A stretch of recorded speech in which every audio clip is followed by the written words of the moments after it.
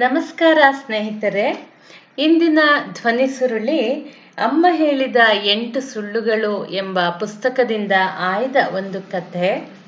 ಎಲ್ಲರೂ ಓದಲೇಬೇಕಾದ ಒಂದು ಕಥೆ ಇದು. ಒಂದು ಊರಿನಲ್ಲಿ ಒಬ್ಬ ರಾಜನಿದ್ದ.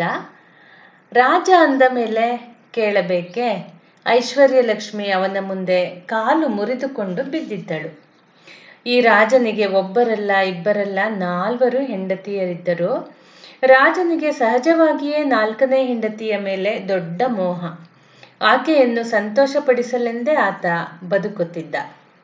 ತನ್ನ ನಾಡಿಗೆ ಯಾವುದೇ ಹೊಸ ಆಭರಣ ಬರಲಿ, ಅದನ್ನು ಕಿರಿಯ ರಾಣಿಗೆ ಕಾಣಿಕೆಯಾಗಿ ಕೊಟ್ಟು, ತಗೋ ಇದೆಲ್ಲ ನಿನಗೆ ಅನ್ನುತ್ತಿದ್ದ. ಒಂದೇ ಮಾತಿನಲ್ಲಿ ಹೇಳುವುದಾದರೆ, ಕಿರಿಯ ರಾಣಿಯ ಸಂತೋಷಕ್ಕಾಗಿ ಏನು ಬೇಕಾದರೂ ಮಾಡಲು ಈ ರಾಜ ಭೂಪಾಲ ಸಿದ್ಧನಿದ್ದ. 3ನೇ ಹೆಂಡತಿ ಇದ್ದಳಲ್ಲ, ಅವಳ ಮೇಲೂ ರಾಜನಿಗೆ ಮೋಹವಿತ್ತು. ಆಕೆಯದು ಎಲ್ಲರ ಕಣ್ಣು ಕುಕ್ಕುವಂತಹ ವ್ಯಕ್ತಿತ್ವ. ರಾಜ ಆಕೆಯನ್ನು ಸದಾ ಜತೆಗೆ ಇರಿಸಿಕೊಳ್ಳುತ್ತಿದ್ದ. ನೆರೆಹೊರೆಯ ರಾಜರು ಬಂಧುಗಳು ಬಂದಾಗ 3ನೇ ರಾಣಿಯನ್ನು ಅವರಿಗೆ ತಪ್ಪದೆ ತೋರಿಸುತ್ತಿದ್ದ. ಅವಳು ಜತೆಗಿರುವುದೇ ನನ್ನ ಸೌಭಾಗ್ಯ. ದಿನಗಳು ಉರುಳಿದಂತೆಲ್ಲ ಇವಳ ಖ್ಯಾತಿ ಹೆಚ್ಚಬೇಕೇ ವಿನಃ ಕಡಿಮೆಯಾಗಬಾರದು ಎಂಬುದು ರಾಜನ ಆಸೆಯಾಗಿತ್ತು. ಇಷ್ಟಾದರೂ ರಾಜನಿಗೆ ಒಳಗೊಳಗೆ ಹೆದರಿಕೆ ಇತ್ತು. ಈ 3ನೇ ರಾಣಿ ಚಕ್ಕನೆ ಮನಸ್ಸು ಬದಲಾಯಿಸಿ ಬಂಧುಗಳ ಅಥವಾ ನೆರೆಹೊರೆಯ ರಾಜರಿಗೆ ಒಲಿದು ಬಿಟ್ಟರೆ ತನ್ನ ಗತಿಯೇನು ಎಂಬುದೇ ಆತನ ಹೆದರಿಕೆಗೆ ಮುಖ್ಯ ಕಾರಣವಾಗಿತ್ತು. 2ನೇ ಹೆಂಡತಿ ಇದ್ದಳಲ್ಲ, ಅವಳ ವಿಷಯವಾಗಿ ರಾಜನಿಗೆ ದೊಡ್ಡ ನಂಬಿಕೆ. ಎಲ್ಲ ರಹಸ್ಯವನ್ನು ಅವಳೊಂದಿಗೆ ಹೇಳುತ್ತಿದ್ದ. ಸಮಸ್ಯೆಗಳು ಎದುರಾದಾಗ ಆಕೆಯ ಸಲಹೆ ಕೇಳುತ್ತಿದ್ದ. ಆಕೆ ಆದರೂ ಅಷ್ಟೇ ರಾಜನ ಮೇಲೆ ಅಪಾರವಾದ ಪ್ರೀತಿ ಕರುಣೆ ಹೊಂದಿದ್ದಳು, ಅಥವಾ ಹಾಗೆ ತೋರಿಸಿಕೊಳ್ಳುತ್ತಿದ್ದಳು. ಇನ್ನು ಮೊದಲನೇ ಹೆಂಡತಿಯನ್ನು ಕಂಡರೆ ರಾಜನಿಗೆ ಏನೋ ತಾತ್ಸಾರ. ಆಕೆ ಇರುವುದೇ ದಂಡ ಎಂಬುದು ಆತನ ಭಾವನೆಯಾಗಿತ್ತು. ಎಷ್ಟೋ ಸಂದರ್ಭದಲ್ಲಿ ಅದನ್ನು ಬಾಯಿ ಬಿಟ್ಟು ಹೇಳಿಯೂ ಬಿಟ್ಟಿದ್ದ. ಅಂಥ ಮಾತುಗಳಿಂದ ನೋವಾದರೂ ಆಕೆ ತೋರಿಸಿಕೊಂಡಿರಲಿಲ್ಲ. ಬದಲಿಗೆ ಗಂಡನ ತಿರಸ್ಕಾರದ ನಂತರವೂ ಆತನನ್ನು ತೀವ್ರವಾಗಿ ಇಷ್ಟಪಡುತ್ತಿದ್ದಳು. ಆಕೆ ತನ್ನ ಬಗ್ಗೆ ಹೆಚ್ಚು ಕೇರ್ ತೆಗೆದುಕೊಂಡಾಗಲೆಲ್ಲ ಇವನಿಗೆ ಒಂಥರ ಕಿರಿಕಿರಿಯಾಗುತ್ತಿತ್ತು. ಕಾಲಚಕ್ರ ಉರುಳಿತು. ರಾಜ ದಿಢೀರೆಂದು ಕಾಯಿಲೆ ಬಿದ್ದ. ಎಷ್ಟೆಲ್ಲ ಔಷಧ ಸೇವಿಸಿ ಚಿಕಿತ್ಸೆ ಪಡೆದರೂ ಕಾಯಿಲೆ ಗುಣವಾಗಲಿಲ್ಲ, ಬದಲಿಗೆ ಹೆಚ್ಚುತ್ತಲೇ ಹೋಯಿತು. ಈ ರೋಗ ಎಂದೆಂದೂ ವಾಸಿಯಾಗುವುದಿಲ್ಲ, ನನ್ನ ಕಡೆಗಾಲ ಸಮೀಪಿಸಿದೆ ಎಂದು ರಾಜನಿಗೂ ಖಚಿತವಾಗಿ ಹೋಯಿತು. ತಕ್ಷಣ ಅವನಿಗೆ 4 ಹೆಂಡತಿಯರ ನೆನಪಾಯಿತು. ಬದುಕಿಡೀ ಜತೆಯಾಗಿಯೇ ಇದ್ದವರನ್ನು ಸಾವಿನ ಸಂದರ್ಭದಲ್ಲೂ ಜತೆಗೆ ಬನ್ನಿ ಎಂದು ಕರೆವ ಆಸೆಯಾಯಿತು. ಆತ ತಕ್ಷಣ 4ನೇ ಹೆಂಡತಿಯನ್ನು ಕರೆದು ಹೀಗೆ ಹೇಳಿದ, ನೋಡು, ಇಷ್ಟು ವರ್ಷ ನಿನ್ನ ಸಂತೋಷಕ್ಕೆ ಅಂತಾನೆ ನಾನು ಬದುಕಿದೆ. ನಿನ್ನ ನಗುವೇ ನನ್ನ ಸೌಭಾಗ್ಯ ಎಂದುಕೊಂಡೆ. ಆದರೆ ಈಗ ನನ್ನ ಕಡೆಗಾಲ ಬಂದೇ ಬಿಟ್ಟಿದೆ. ಒಂಟಿಯಾಗಿ ಸಾಯಲು ವಿಪರೀತ ಭಯ.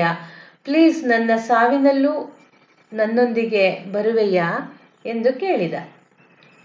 ಈ ಮಾತು ಕೇಳಿ ಕಿರಿಯ ಹೆಂಡತಿ ಛೀ ಎಂದಳು.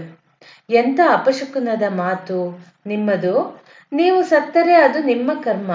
ಸತ್ತಾಗ ನಾನು ನಿಮ್ಮೊಂದಿಗೆ ಬರಬೇಕು ಅನ್ನೋದು ಯಾವ ನ್ಯಾಯ? ನಾನಂತೂ ಬರಲಾರೆ. ನಿಮಗೆ ದೊಡ್ಡ ನಮಸ್ಕಾರ ಎಂದು ಹೇಳಿ ಸರಸರನೆ ಹೊರಗೆ ಹೊರಟೇ ಬಿಟ್ಟಳು.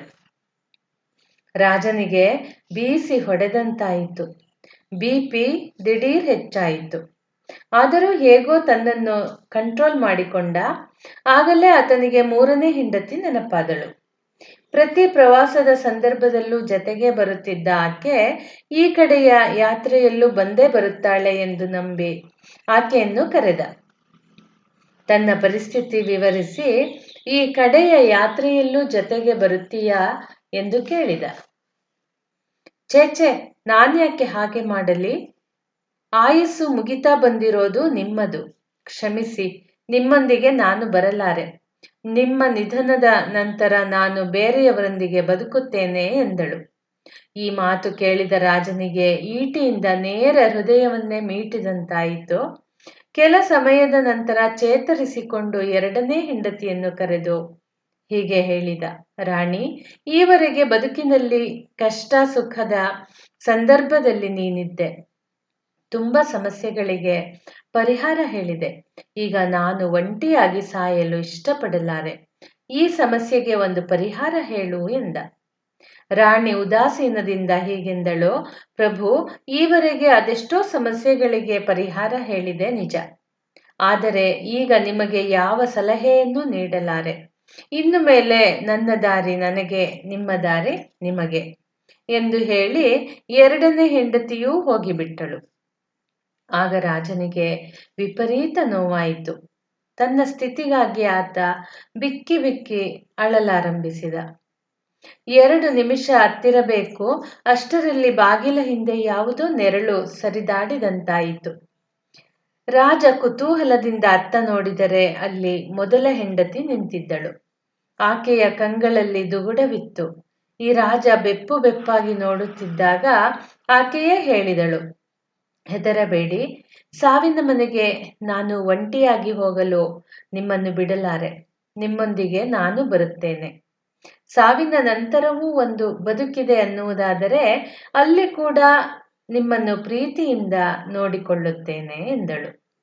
ಈ ಮಾತು ಕೇಳಿ ರಾಜನಿಗೆ ವಿಪರೀತ ಪಾಪ ಪ್ರಜ್ಞೆ ಕಾಡಿತು. ಆತ ಮೊದಲ ಹೆಂಡತಿಯ ಕೈ ಹಿಡಿದು ಕಣ್ಣಿಗೊತ್ತಿಕೊಂಡ.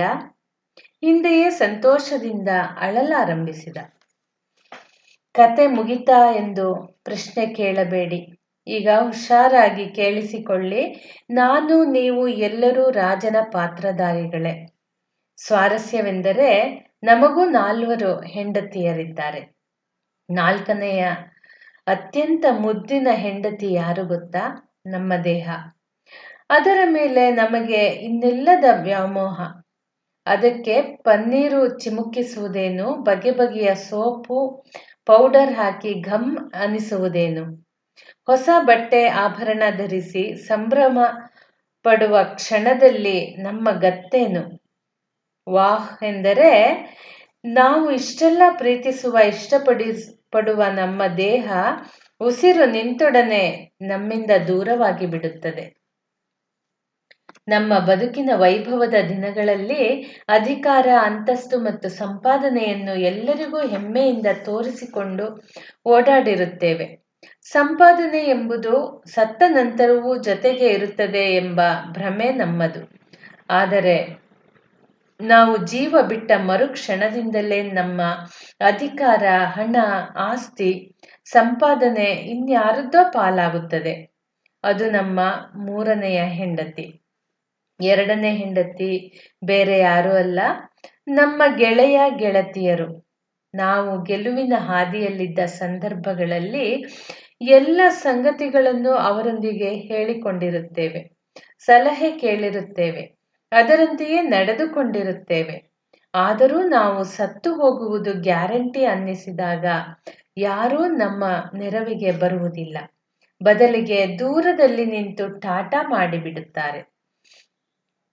ಇಷ್ಟು ಓದಿದ ನಂತರ ಆ ಮೊದಲನೇ ಹೆಂಡತಿ ಯಾರೆಂದು ತಿಳಿಯುವ ಕುತೂಹಲ ಅಲ್ಲವೇ?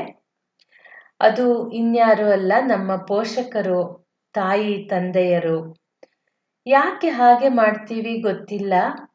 ಆದರೆ ನಾವೆಲ್ಲರೂ ನಮ್ಮ ತಾಯಿ ತಂದೆಯರನ್ನು ತಾತ್ಸಾರದಿಂದ ನೋಡುತ್ತೇವೆ. ಅವರು ನಮ್ಮ ಬದುಕಿಗೆ ಭಾರವಾದವರು ಅಂದುಕೊಳ್ಳುತ್ತೇವೆ. ಅವರು ನಮ್ಮ ಜೊತೆಗೆ ಇರುವುದೇ ಬೇಡ ಎಂದು ಎಷ್ಟೋ ಬಾರಿ ಅಂದುಕೊಳ್ಳುತ್ತೇವೆ. ಅದನ್ನು ನಾಚಿಕೆ ಇಲ್ಲದೆ ಅವರೆದುರು ನಿಂತು ಹೇಳಿಯೂ ಬಿಡುತ್ತೇವೆ. ಆದರೆ ಅಂಥ ಹೇಳಿಕೆಗಳಿಂದ ಮರ್ಮಾಘಾತವಾದರೂ ನಮ್ಮ ತಾಯಿ ತಂದೆಯರು ಮುನಿಯುವುದಿಲ್ಲ. ಬದಲಾಗಿ ಸದಾ ನಮ್ಮ ಒಳಿತನ್ನೇ ಬಯಸುತ್ತಾರೆ. ಅಕಸ್ಮಾತ್ ನಾವು ಕಾಯಿಲೆ ಬಿದ್ದರೆ ಶುಶ್ರೂಷೆಗೆ ನಿಲ್ಲುತ್ತಾರೆ. ನಮ್ಮ ಒಳ್ಳೆಯದಕ್ಕೆಂದೇ ಪೂಜೆ ಮಾಡಿಸುತ್ತಾರೆ, ಹರಕೆ ಕಟ್ಟಿಕೊಳ್ಳುತ್ತಾರೆ.